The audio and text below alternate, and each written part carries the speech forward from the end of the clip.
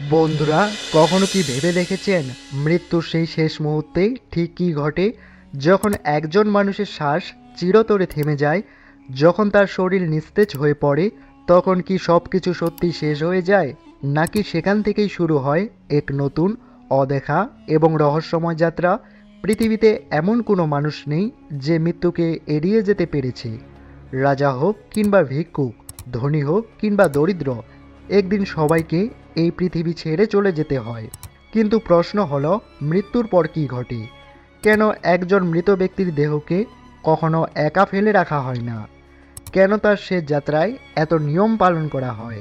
আর কেনই বা হাজার হাজার বছর ধরে চলে আসা এই প্রথাগুলো আজও মানুষের মনে গভীর শ্রদ্ধা এবং কৌতূহল সৃষ্টি করে? গরুড় পুরাণে মৃত্যু, আত্মা এবং পরলোক সম্পর্কে এমন কিছু বর্ণনা পাওয়া যায় যা শুনলে মানুষের মনে একসঙ্গে বিস্ময়, ভয় এবং চিন্তার জন্ম হয়। প্রচলিত বিশ্বাস অনুযায়ী, যখন একজন মানুষের জীবনের শেষ মুহূর্ত ঘনিয়ে আসে, তখন তার সামনে ধীরে ধীরে এক অজানা জগতের দ্বার খুলতে শুরু করে। অনেকেই বলেন, মৃত্যুর আগে মানুষ এমন কিছু অনুভব করে যা তার আশেপাশের অন্য কেউ দেখতে বা বুঝতে পারে না। কেউ অদ্ভুত আলো দেখতে পান, কেউ তাদের প্রয়াত আত্মাদের উপস্থিতি অনুভব করেন, আবার কেউ গভীর নীরবতার মধ্যে ডুবে যেতে থাকেন। তারপর আসে সেই মুহূর্ত যখন শরীরের সমস্ত শক্তি ধীরে ধীরে নিঃশেষ হয়ে যায় এবং প্রাণ এই নশ্বর দেহকে বিদায় জানায়। কিন্তু এখানেই রহস্যের সমাপ্তি নয়। গরুড় পুরাণের বর্ণনা অনুযায়ী, প্রাণ শরীর ত্যাগ করার পর আত্মা কিছু সময় নিজের দেহ এবং নিজের প্রিয়জনদের আশেপাশেই অবস্থান করে থাকে। ভাবুন তো, যে মানুষটি কিছুক্ষণ আগেও নিজের পরিবারের সঙ্গে কথা বলেছিল, নিজের ঘরে বসেছিল, হঠাৎ সে দেখতে পাচ্ছে সবাই তাকে ঘিরে কান্না করছে, কিন্তু সে কাউকে কিছু বলতে পারছে না। সে তার আপনজনদেরকে ডাকতে চায়, তাদেরকে স্পর্শ করতে চায়, কিন্তু কেউ তার উপস্থিতি অনুভব করতে পারে না। এই বিচ্ছেদের অনুভূতিকেই অনেক আধ্যাত্মিক গ্রন্থে আত্মার প্রথম কষ্ট বলে বর্ণনা করেছি। আর সম্ভবত এই কারণেই মৃত্যুর পর মৃতদেহকে কখনো একা ফেলে রাখা হয় না। পরিবারের সদস্যরা তার পাশে বসে থাকেন, প্রদীপ জ্বালিয়ে রাখেন এবং প্রার্থনা করেন। এটি শুধুমাত্র একটি প্রথা নয়, বরং শেষ বিদায়ের এক গভীর মানবিক প্রকাশ।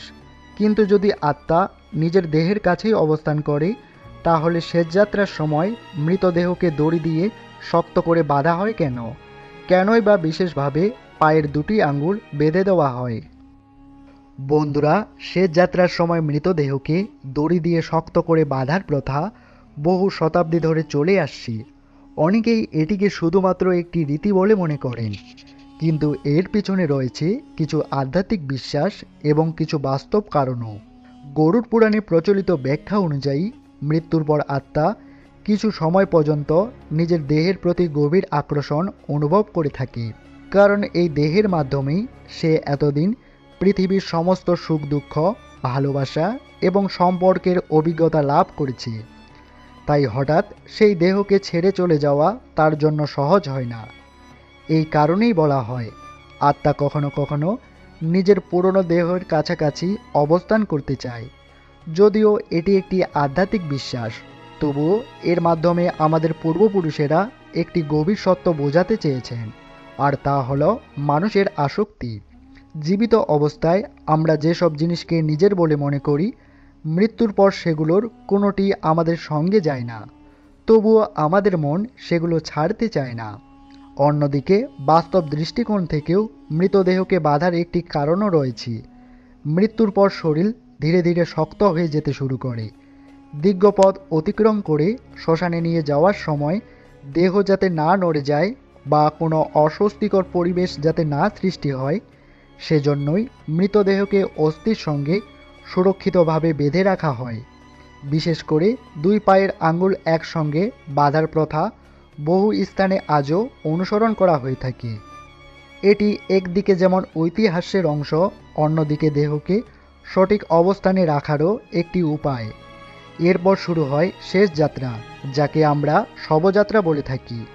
এই যাত্রা শুধুমাত্র একজন মানুষের দেহকে শ্মশানে নিয়ে যাওয়ার পথ নয়, বরং তার পার্থব্য জীবনের শেষ অধ্যায়ের প্রতীক। পরিবারের সদস্য, আত্মীয় স্বজন এবং পরিচিত মানুষেরা তার সঙ্গে শেষবারের মতন পথ চলেন।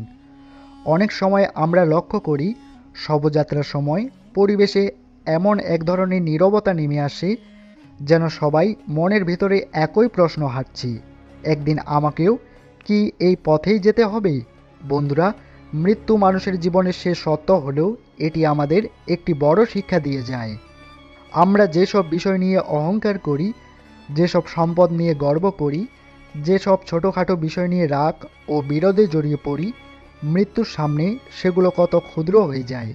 শেষ পর্যন্ত মানুষকে মনে রাখা হয় তার সম্পদের জন্য নয়, তার কর্ম, তার ব্যবহার এবং তার ভালোবাসার জন্য। কিন্তু শ্মশানে পৌঁছানোর পর এমন একটি আচার সম্পূর্ণ করা হয় যা অনেকের মনেই প্রশ্ন জাগায়। যখন চিতা জ্বলতে থাকে তখন কেন কপাল ক্রিয়া করা হয়? কেন মৃত ব্যক্তির মাথার অংশে বিশেষ গুরুত্ব দেওয়া হয়? আর এরই সঙ্গে জড়িয়ে আছে কি কোনো আধ্যাত্মিক বিশ্বাস? বন্ধুরা, শ্মশানে পৌঁছানোর পর যখন মৃতদেহকে চিতার উপরে শায়িত করা হয় এবং ধীরে ধীরে অগ্নি তার কাজ করা শুরু করে, তখন উপস্থিত অনেকের মনেই এক অদ্ভুত অনুভূতি জন্ম নেয়।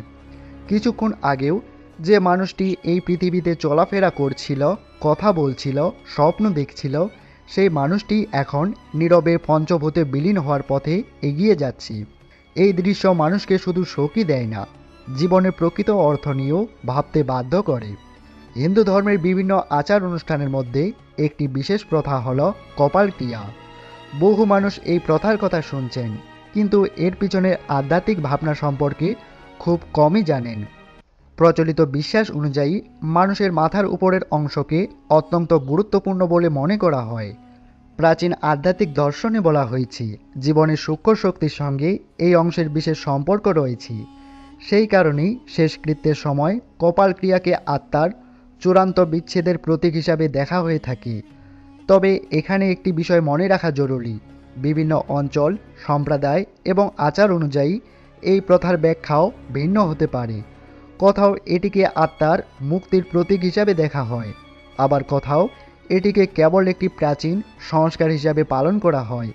কিন্তু এর মূল ভাবনা একটাই, মৃত ব্যক্তির প্রতি শেষ সম্মান প্রদর্শন এবং তার পার্থব্য জীবনের সমাপ্তিকে স্বীকার করা। বন্ধুরা, মানুষের জীবনে যতই সম্পর্ক থাকুক না কেন, মৃত্যুর মুহূর্ত আমাদের একটি গভীর সত্যের সামনে দাঁড় করিয়ে দেয়। আমরা যাদের নিজেদের বলে মনে করি, এক সময় তাদের কাছ থেকেই বিদায় নিতে হয়। এই কারণেই বহু শাস্ত্রে বলা হয়েছে জীবিত অবস্থায় ভালো কাজ করা, অন্যের উপকার করা এবং সৎ পথে চলাই সবচেয়ে বড় সম্পদ। কারণ মৃত্যুর পর ধনসম্পদ, পরিচয় বা ক্ষমতা নয়, মানুষের কর্মই স্মৃতিতে বেঁচে থাকে।